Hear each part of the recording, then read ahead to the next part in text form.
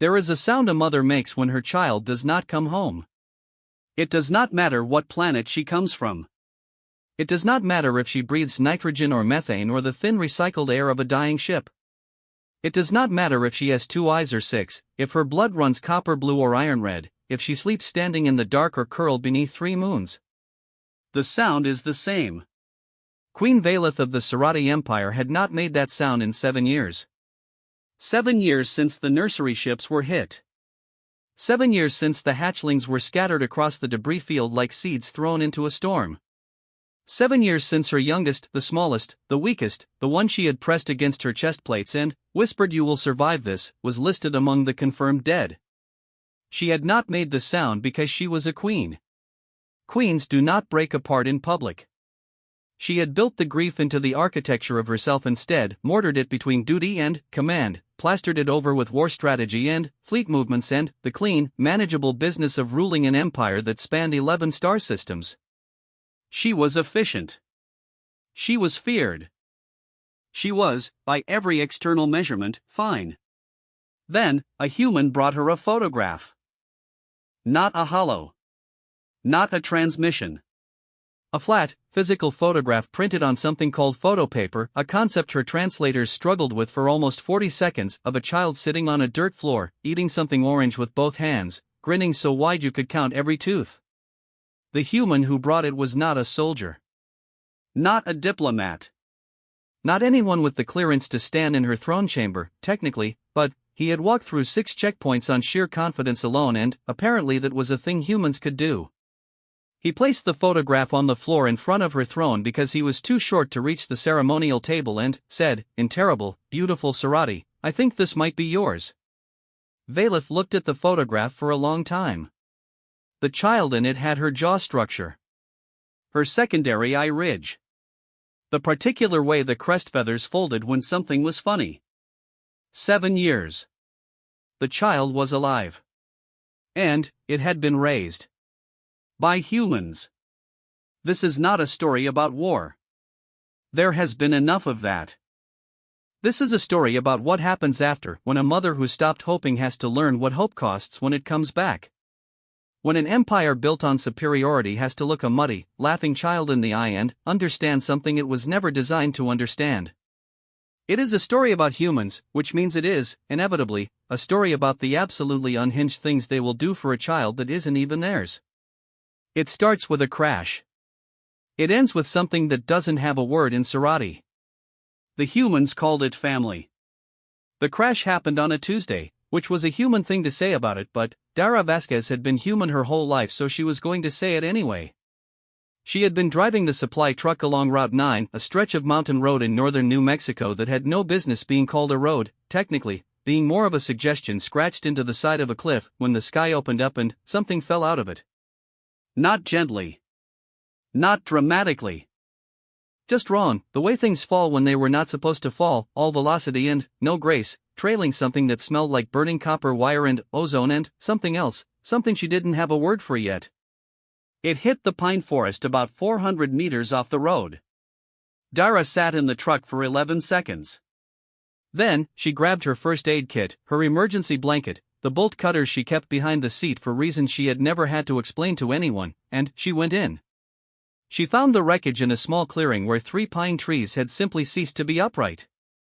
The craft was not large, smaller than her truck, actually, roughly egg-shaped, made of something that was not quite metal and not quite ceramic and was currently making a sound like a tea kettle that had given up on life.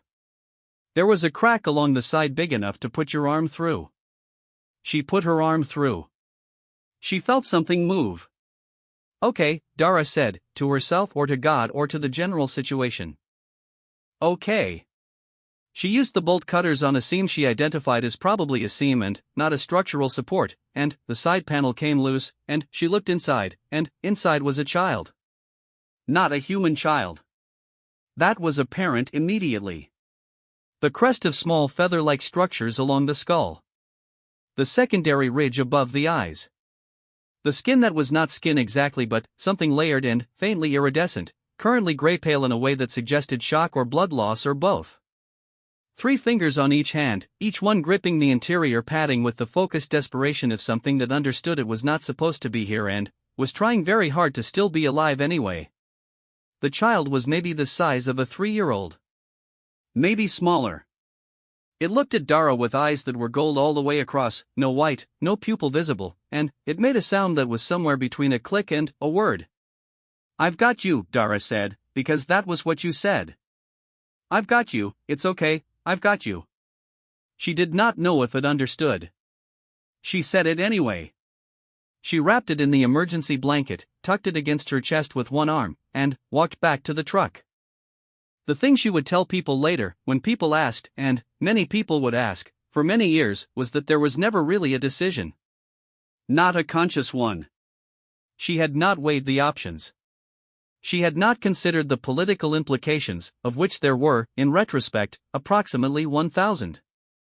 She had not thought about the fact that the Sarati Empire and the Human Confederation were technically in the 3rd year of a ceasefire that everyone understood was a ceasefire the way a held breath is a ceasefire, temporary and contingent and one bad day from ending. She had found a hurt child. She had picked it up. That was the whole decision. She drove 3 hours to her house in the valley, the child wrapped and warm on the passenger seat, making occasional clicking sounds that she answered with what she hoped was a reassuring tone of voice, and when she got home she set up the spare room with every soft thing she owned and spent the next 6 hours on her laptop trying to learn anything at all about Sarati biology. The internet was not especially helpful. Most of what was publicly available was either military intelligence estimates or enthusiast forum speculation, neither of which told her much about what a small Sarati child needed to eat or whether the temperature in her house was going to kill it. She made a list of everything she had. She fed the child soft scrambled eggs on the logic that protein was probably okay. The child ate them with both hands, deliberately, like eating was a job it took seriously, and, when it finished it looked at her and made a sound she would later understand was a specific vocalization meaning approximately more of that, please, but, at the time she just got it more eggs. She named it Ref. She did not think of it as a permanent name. She thought of it as a name for now, a placeholder, a thing to call it while she figured out what came next. Reth was the name it answered to for 7 years, which was how long it took for what came next to arrive. She did not report it to the government. That was a choice she could feel the weight of, not guilt, exactly, but awareness, the way you're aware of carrying something heavy even when you're strong enough to carry it. She understood what she was doing. She had thought about it for approximately 2 weeks after the crash, turning it over, looking at all the angles. The military would take Ref. That was not a speculation. It was the logical outcome of the situation, as clear as arithmetic. A living Sarati child, separated from its people, found in a crash site during a ceasefire that was not a custody situation. That was a diplomatic incident. That was an asset. That was a negotiating position. And Reth was 7 months old, by her best estimate, and still went gray pale and shaking if anyone raised their voice near it. So no government involvement. She called her sister in Albuquerque instead. Marisol came out on a Thursday, looked at Reth sitting on the kitchen floor methodically disassembling a wooden puzzle, and said, "Dara." "I know. Dara." "I know, Mari." Marisol sat down on the kitchen floor next to Reth. Reth looked at her. Marisol looked at Reth. Then, Reth put one of the puzzle pieces in Marisol's hand, apparently on the understanding that she was going to help now. "Okay," Marisol said. That was how it became 2 of them. Reth grew. Not quickly, not by human standards, but steadily, the way a vine grows, incremental and persistent, and suddenly, you turned around and it was up the whole side of the fence. The crest feathers came in fully by year 2, blue-black, iridescent in sunlight, constantly in motion when Reth was thinking about something. The secondary eye ridge deepened.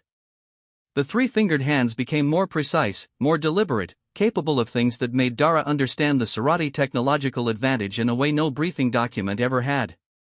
Reth could take apart any machine in the house and put it back together correctly. The toaster. The truck engine. Once, memorably, the entire electrical panel, which had been fine after, actually better than before, but which had caused a very specific kind of panic in Dara that she still did not have the right words for. Language came in layers. Reth learned English the way a stream learns the shape of its banks, by moving through it constantly, wearing it down, finding the fastest path. By year 3 Reth's English was better than Dara's Spanish. By year 4 Reth had developed opinions about grammar that it was not shy about sharing. That sentence was wrong, Reth said once, aged approximately 4, about something Dara had said to a neighbor on the phone. I know, baby. You said I seen instead of I saw. The past tense of see is saw. I know. Why did you say it wrong? People say things wrong sometimes, Reth. Reth considered this with the particular stillness it brought to things it found genuinely puzzling, completely motionless, crest feathers flat, gold eyes unfocused. Then, that seems inefficient. Yeah, Dara said. It really does. School was not an option. That had been obvious from the beginning. Dara had been a high school biology teacher before the crash, which turned out to be one of the more useful careers for raising a child whose biology you were making up as you went along. She taught Reth at home. Math, science, history, human history, the only kind she had, and Reth absorbed it with a focus that was sometimes uncomfortable, the way Reth absorbed everything, completely, with no apparent effort, filing it all somewhere behind those gold eyes. History in particular. Human history was violent. Dara knew this. She had taught it to teenagers for 8 years and had developed an approach to it, contextualization, causality, the long arc bending toward justice and all that. She gave Reth the same approach. Reth would listen. Then, Reth would ask questions that made Dara sit very still. If the humans knew it was wrong, Reth asked once, aged 6, about a particular colonial atrocity Dara had perhaps introduced too early, why did they keep doing it? Because knowing something is wrong and stopping it are different skills, Dara said. And some people only learned one of them. Reth thought about this. Which one did you learn? Dara looked at the child sitting across the kitchen table from her, this creature she had pulled out of a crashed ship on a Tuesday, this alien, this 7-year accumulation of scrambled eggs and wooden puzzles and corrected grammar and everything soft she owned, and, she said, I'm still practicing both. The Serati were not gone from human consciousness during those 7 years. They were present in the news, in the ceasefire negotiations, in the background hum of political tension that never quite resolved into peace and never quite broke into war. Dara followed it. Not obsessively. But, with the attention of someone who understood she was connected to it in a way that was not yet visible. She knew the child had to have come from somewhere. She knew that somewhere was looking. She had a box under her bed with everything she had found at the crash site, a fragment of the interior padding, some small object she had never identified, a piece of material that was neither fabric nor metal and which she had wrapped carefully in cloth and not touched since. She did not know what it was. She knew it was important. She did not go looking for what it meant. She focused on what was in front of her. Reth, learning to cook, the way Reth learned everything, completely, immediately, and with an opinion about efficiency. Reth, reading everything in the house, and then everything at the library in town, and then asking Dara to get more. Reth, watching the night sky. Always the night sky. Dara would find Reth outside at night sometimes, sitting on the roof of the truck where the view was unobstructed, gold eyes wide and, still, crest feathers doing something complex she had never learned to fully read. She never asked what Reth was looking for. She would just climb up and sit next to it and watch the same sky. That was enough, she thought. That was enough. She did not know that somewhere out in that sky, in the heart of an 11-system empire, a queen who had not made a particular sound in 7 years was about to be handed a photograph. She did not know that the ceasefire was 3 weeks from its most serious test. She did not know that a human man named Carver, who worked in diplomatic liaison and had too many opinions and not enough clearance, had recently put together a set of facts that, once assembled, pointed in a direction that made him sit very quietly in his office for a long time before he picked up a physical camera and took a photograph of a photograph and booked a transport. She was watching the sky.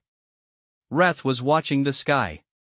The stars held everything they always held: distance, and time, and the fact that what you see when you look up is always already the past. Something was coming, though. Something that had already happened. It just hadn't arrived yet. Carver's name was not actually Carver.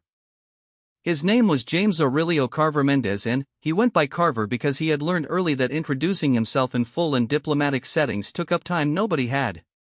He was 34, ran on coffee and institutional anxiety, and had spent 6 years in the Confederation Diplomatic Liaison Office doing the work that nobody wanted to do, which was reading everything, cross-referencing everything, and telling people things they did not want to hear in the most careful possible language. He was very good at his job. Which was why it was his desk the report landed on. It was not supposed to be a significant report. It was a routine Sarati cultural exchange file, one of the many small attempts the ceasefire had generated to build something out of nothing, a digital archive of Sarati imperial records that the Sarati side had shared as a goodwill gesture, partly because it contained nothing sensitive and, partly because it was the kind of gesture that looked like openness without costing anything real. Carver was supposed to skim it. He read it in its entirety over 22 hours because on page 47 there was a casualty list from the Vathyra nursery ship incident, the worst single event of the entire conflict, a convoy of infant transport vessels that had been caught in a crossfire that nobody on either side would officially claim, and on that list was a name and a designation and a physical description. The physical description was 11 lines of Sarati biological notation. Carver spent 3 hours running the notation through the translation program. Then, he sat very still. Then, he accessed every image in the diplomatic file database that contained anything matching that description. There were no matches. Of course there were no matches. Whatever had survived the Vathyra incident, if anything had survived, was not in any government database. He thought about this for 4 days. Then, he drove to New Mexico. He had no authority to do this.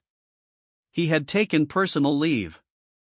He had a camera, a printed photograph he had requested from a source he was not going to write down anywhere, and a practiced expression of total reasonable confidence that he had developed over 6 years of walking into rooms he was not technically supposed to be in.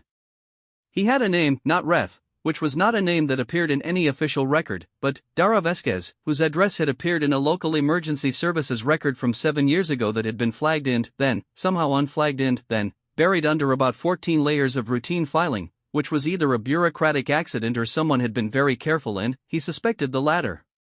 He drove up Route 9, found the Valley House, knocked on the door. Dara Vasquez opened it, looked at him, and said nothing. She had been expecting something. He could see it in the set of her shoulders. Not him specifically. But, something. She had known for 7 years that something was eventually going to knock on this door. Ms. Vasquez, he said. My name is Carver. I work in diplomatic liaison. I'm not here in any official capacity, and nothing I tell you in the next 10 minutes is going to go into any report unless you decide it should. She looked at him for a long moment. You should come inside, she said. Reth was in the kitchen. Reth was always in the kitchen in the late afternoon, doing something to the dinner situation with a degree of organizational focus that Dara had long since stopped questioning. Gold eyes went to Carver immediately, assessed him in the way Reth assessed everything, completely, efficiently, without visible effort. Carver stopped moving. He had prepared for this meeting over 4 days of careful thought. He was good at preparation. He was good at managing his reactions in professional settings. He was not prepared for how much the crest looked like the photographs in the file. This is Carver, Dara said, in the tone she used when she wanted Reth to know she was monitoring the situation carefully. He's going to sit down. Hello, Reth said. Then, after a beat, you are very surprised to see me. I am, Carver said. In the best possible way. Reth considered this. Then, turned back to the dinner situation. You can stay if you are staying for food. Dara says people eat better when they are calm and you do not look calm. Carver sat down. He stayed for dinner. After dinner, after Reth had gone to the roof of the truck to look at the sky, Dara had told him about this, briefly, matter-of-factly, in the way she described all of Reth with the same even tone she used for the rest of her life, as though nothing about it was remarkable, as though this was just what it was. He put the photograph on the kitchen table. Dara looked at it for a long time. It was a picture of Reth, taken 3 years ago by Marisol at a family birthday party, sitting on the dirt floor of Marisol's backyard eating birthday cake with both hands, grinning enormous. I took a photo of a photo, Carver said.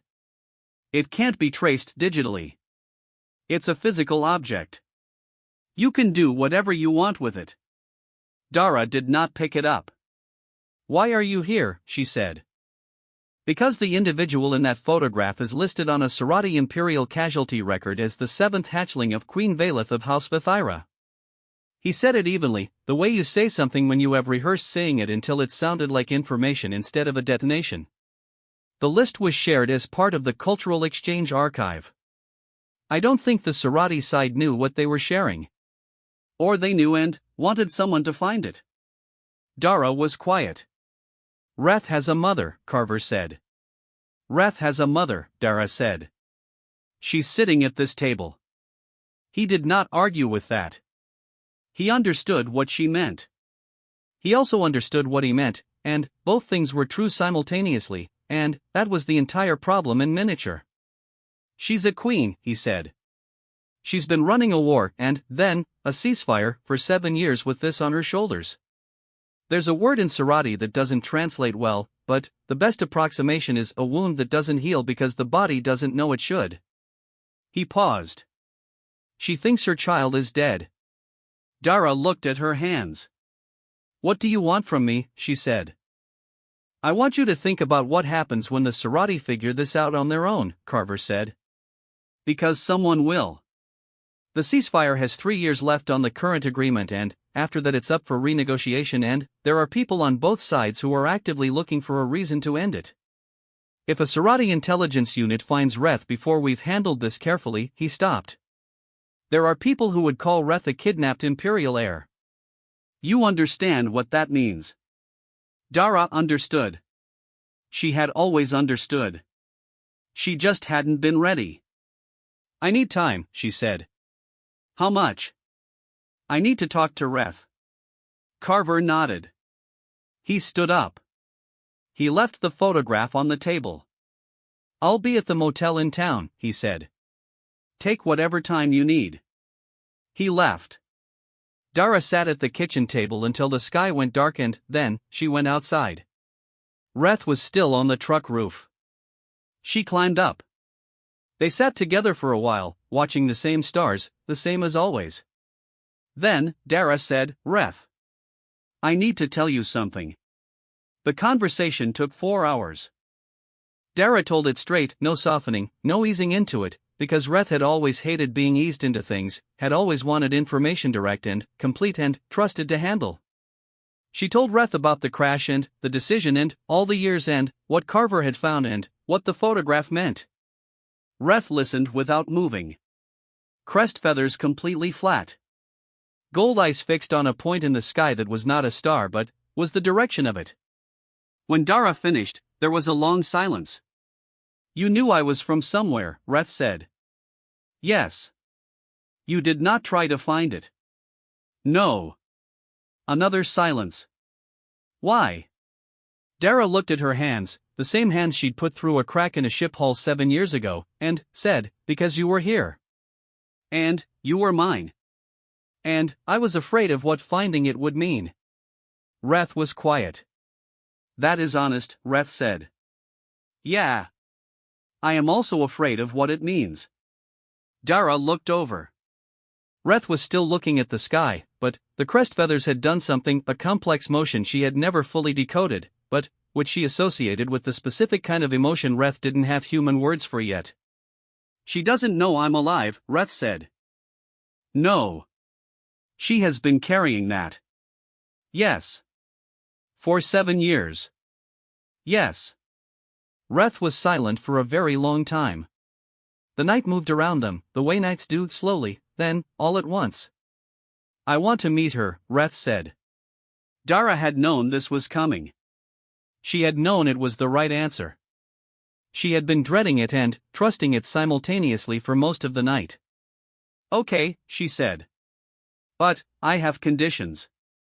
Dara looked over. You come with me, Reth said. That is the condition. You come with me or I don't go. Dara sat with this. Reth, you are my mother. She is also my mother. Reth said it the way Reth said things that were simply true, without decoration, without apology. I do not think those two things cannot both be true. But, I will not go somewhere you are not, and, I will not be a diplomatic situation, and, if anyone tries to make me one I will take apart their ship's navigation system and, put it back together wrong. A pause. I know how to do that now. I practiced on the truck. I know, Dara said. I've noticed. The truck works better now. I know. Reth looked at her. Is this the part where you say I can't bring conditions? No, Dara said. This is the part where I say okay. Okay? Okay. I'll come with you. The crest feathers did the thing again, the motion she couldn't fully read but understood, the way you understand certain things about certain people not because you can explain them but because you've spent 7 years paying attention. She understood it was relief. The logistics took 3 weeks and aged Carver approximately 5 years. The problem was not the Serati side. The problem was the human side, specifically the 17 different government agencies that became aware of the situation through channels that Carver had tried to keep sealed and had not managed to keep sealed because that was the nature of government agencies. There were meetings. There were objections. There was a 4-hour session in which a man from a department whose name Carver was not allowed to say out loud argued at length that Reth was technically a citizen of the Confederation by virtue of having been raised on Confederation soil and, therefore, could not be transported to Serati space without a specific category of authorization that did not currently exist.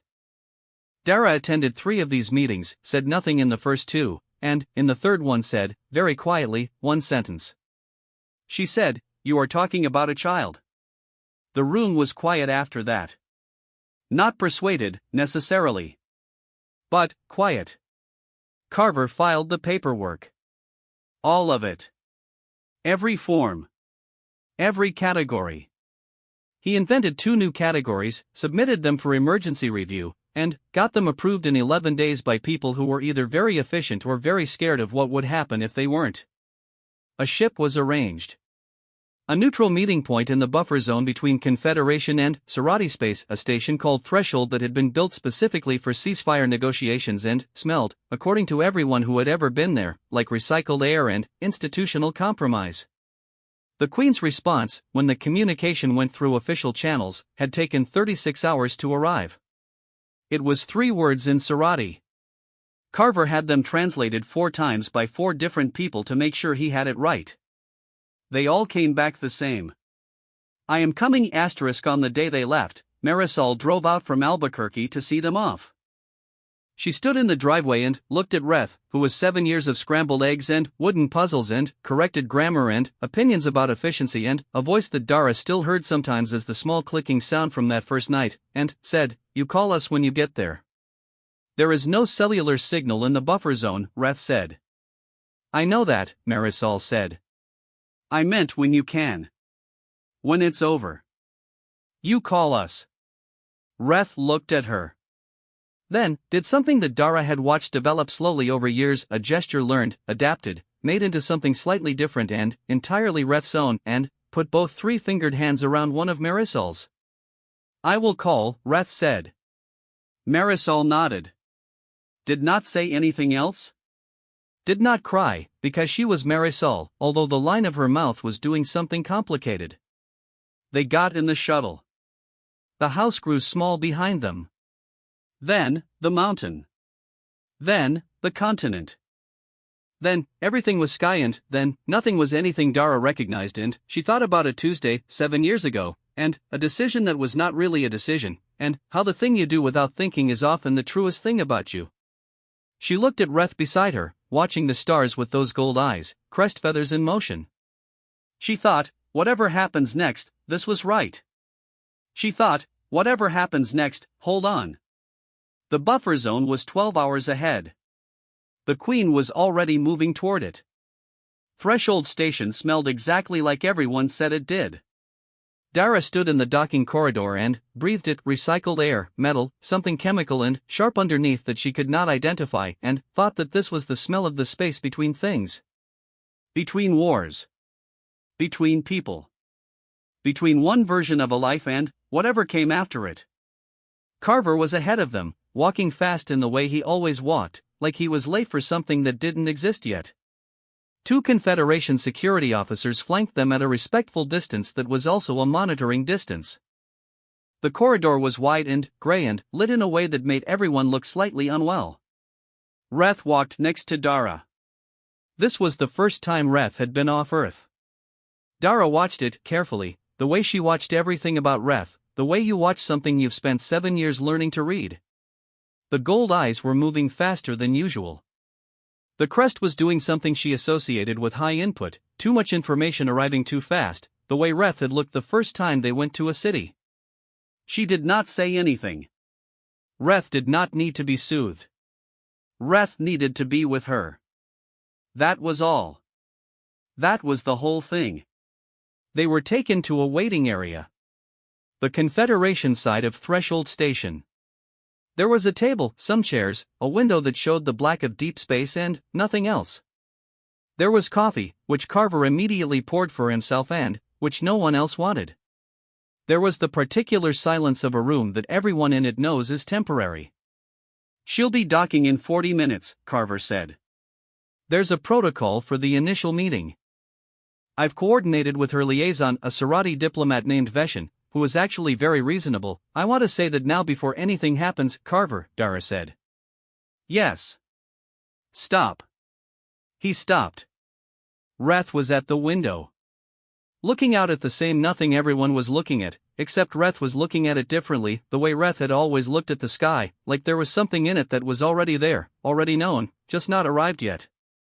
"What if she is not what I think?" Reth said. Quietly. To the window. Dara came and stood beside Reth. "Then, she is not what you think," Dara said. "And then?"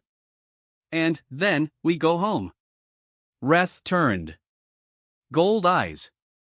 The crest feathers in a configuration she had learned, slowly, over years, to understand as the specific texture of Reth's vulnerability, the one Reth did not show to anyone else, had learned not to show, had learned from Dara's own example of keeping things sealed until they were safe.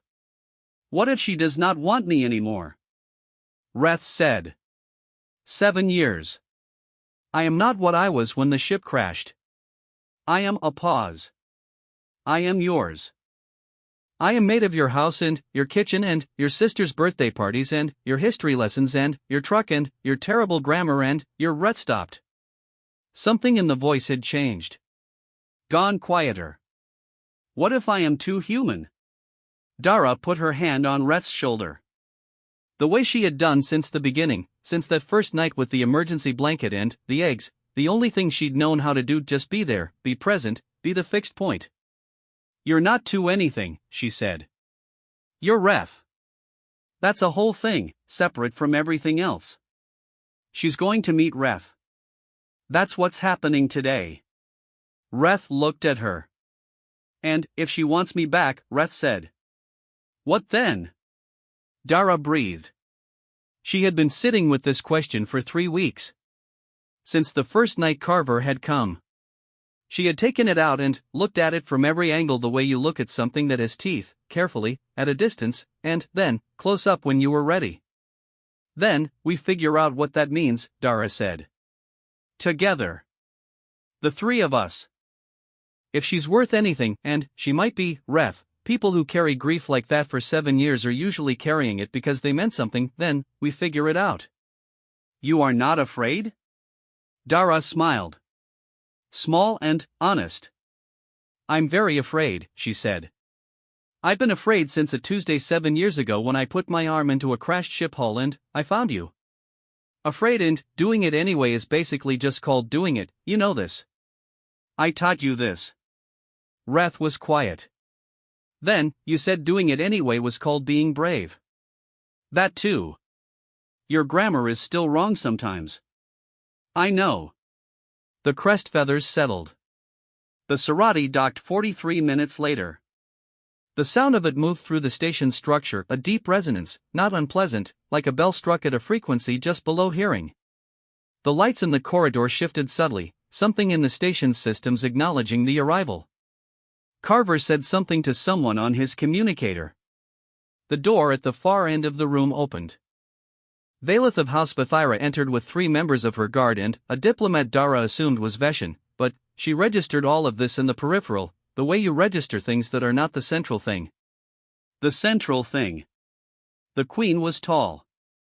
Much taller than Dara had expected, though she didn't know what she had expected. The images available in public record were always formal, ceremonial, scale-flattening. In person she was tall and she moved like everything was beneath her and nothing was beneath her, simultaneously, the posture of someone who had been carrying enormous weight for so long that the weight had just become the shape she was. The crest was larger than Reth's, fully matured, deep blue-black, the feather structures moving with the controlled precision of someone who had spent decades learning not to show everything they were showing anyway. The eyes were gold. The same gold. All the way across. Valeth stopped moving when she saw Reth. Just stopped. Like a machine that had been running a calculation for 7 years and had just reached the answer and was taking a moment before outputting it. Dara had expected formality. Protocol. The diplomat Veshan stepping forward, the introductions, the careful managed language of an event this large. None of that happened. The queen crossed the room. She stopped in front of Reth and she looked the way you look when you are reading something with your whole body, cataloging and confirming and understanding. Her crest feathers were doing something Dara had never seen before, something complex and continuous, and the air around her was changed in a way Dara couldn't have explained but could feel. Reth stood very still. Then, the queen said something. It was in Sarati, and Dara's earpiece translation came through a half-second later, and the translation was imperfect, the way translations are always imperfect with things that were not built to be translated, but the words it gave her were, there you are, 3 words. 3 words in the same quiet register that mothers use for the thing they were looking for and found. There you are, and Reth, who had been standing perfectly still, who had been holding everything together with the particular composure of someone who had been raised to handle information and not fall apart, who had Dara's steady in them along with everything else. Reth made a sound. Dara had not heard it before. It was not English. It was something older than English, older than any language Reth had learned in a kitchen in New Mexico, a sound from somewhere deeper, from the 7 months before the crash that Reth did not consciously remember but apparently had not entirely forgotten. It sounded like a name. Or the shape a name makes before the name exists. The queen's arms, long, jointed differently than human arms, but arms came around Reth. And Reth went in. Not lost. Not dissolved. Not becoming something Dara didn't recognize. Just in. Present. Held by the thing that had been looking for Reth across 7 years and 11 star systems and an empire built on grief. Dara stood very still. There was something happening in her chest that she was not going to look at directly right now. She was going to look at it later. In the truck, probably, on Route 9, when the mountain road was under her and the valley was ahead and nobody needed anything from her for a few minutes. She had known this was right. She had known. That didn't make it small. The formal session lasted 4 hours and involved Carver and Veshan and a great deal of documentation and 2 moments that almost became incidents and did not, partly because Carver was very good at his job and partly because Reth, seated at the table between Dara and the Queen, was apparently constitutionally incapable of allowing a misunderstanding to proceed uncorrected. That is not accurate, Reth said, twice, in the same tone Reth used when Dara's grammar was wrong. Both times, the correction was correct. Both times, the room recalibrated. The Queen watched Reth do this. Dara watched the Queen watch Reth do this. There was something in Valeth's face, a recognition, maybe, or the specific quality of attention a parent gives when they are cataloging a child and finding things they did not expect and finding them good. Dara knew that look. She had worn it for 7 years. Something passed between them. Not words. Not gesture.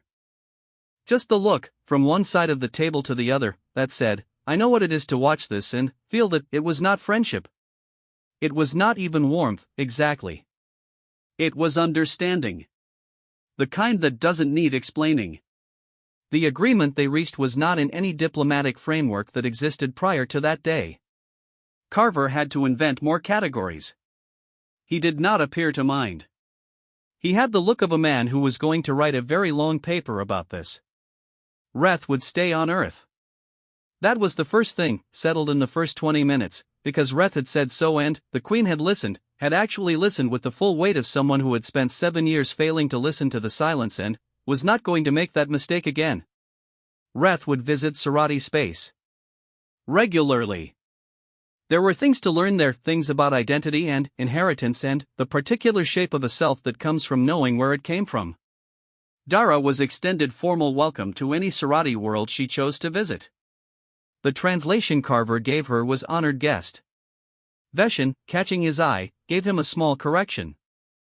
The more accurate translation, apparently, was something closer to one who holds something irreplaceable. Valeth said this directly to Dara. In Sarati, but looking at her with those gold eyes while she said it, so that Dara didn't need the translation. She said it and then she looked at Reth and then she looked back at Dara and Dara understood, with the precision that you understand things that arrive without language, that the Queen was not thanking her. The Queen was acknowledging her. One mother to another. This is not a thing I can repay. This is not a thing I would insult by trying. This is a thing I will carry alongside everything else, and, when I carry it, it will not be heavy the way the other things were heavy. This will be different. Dara nodded. It was enough. They left Threshold Station 16 hours after they arrived. In the corridor, heading back to the Confederation docking bay, Reth walked between Dara and the Queen, between them, not ahead, not behind, between, and talked. Talked about Earth, about the truck, about the history lessons and the grammar and the birthday party photograph that had started all of this. Talked the way Reth always talked, with the complete efficiency of someone who had learned that information was a gift and you gave it freely. The Queen listened. She did not have a lot of English, but she listened anyway, with the quality of attention Dara recognized, had been on the receiving end of for 7 years, the kind that says I am taking everything you give me and keeping it. At the docking bay door they stopped. Reth looked at the Queen. I will come in 3 months, Reth said, in Sarati, which Reth had been learning for 3 weeks from Carver's translation files and, which was, judging by the Queen's expression, already better than it had any right to be. The Queen put one hand on Reth's crest, carefully, briefly, the specific gesture Dara had seen her use twice during the session, the one that the Sarati cultural notes described as formal recognition between parent and child of 3 months, the Queen said. Then, she looked at Dara. Thank you, she said. In English. Careful and deliberate and clearly rehearsed, the words sitting in her mouth like something new, like something chosen.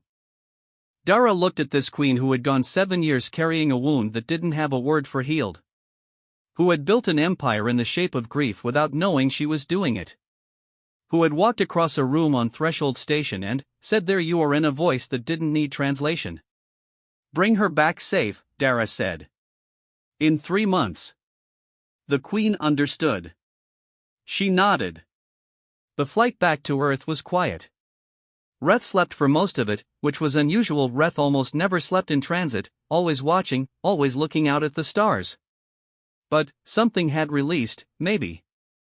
Some tension held in the body for years, the specific tension of not knowing something that your body understood before your mind did. Dara sat in the seat next to Reth and looked out at the same stars she had been looking at from a truck roof in a New Mexico valley for 7 years and thought about all the things she was not going to take apart and examine right now. She thought, home soon. She thought, call Marisol. She thought, the truck probably needs an oil change. She thought, very quietly, very carefully, the way you think things that are too large to think directly, I did the right thing. On the Tuesday and every day after not because it had worked out. You couldn't know it was right because it worked out. Because she would have done it the same way in a version where it didn't work out. The decision was in the doing and the doing had been the right doing, regardless of where it led. Reth stirred. Dara. Yeah. She is what I thought. Dara looked over. Reth was not fully awake, eyes half open, crest flat and slow, the configuration of the almost asleep that Dara had memorized over years of checking on a child in the night. Good, Dara said. She carries things the way you carry things. Yeah. Without showing. But, they are there. A pause. I think she will be all right now. Dara was quiet. I think so too, she said. Reth closed gold eyes. Went back to sleep. Dara looked out at the stars for a long time, the long unchanging beautiful and different stars, and felt something she didn't have the right word for in English or Sarati or any other language she knew, something that was full and aching and intact all at once. The human in her wanted to name it. She let it stay unnamed. Some things are bigger than their names. She watched the stars until Earth appeared small and bright and muddy and improbable, and, when the turbulence of re-entry started, she put her hand on Reth's arm the same way she had since the first night, since the emergency blanket and the eggs and the bolt cutters and a Tuesday, and she kept it there all the way down.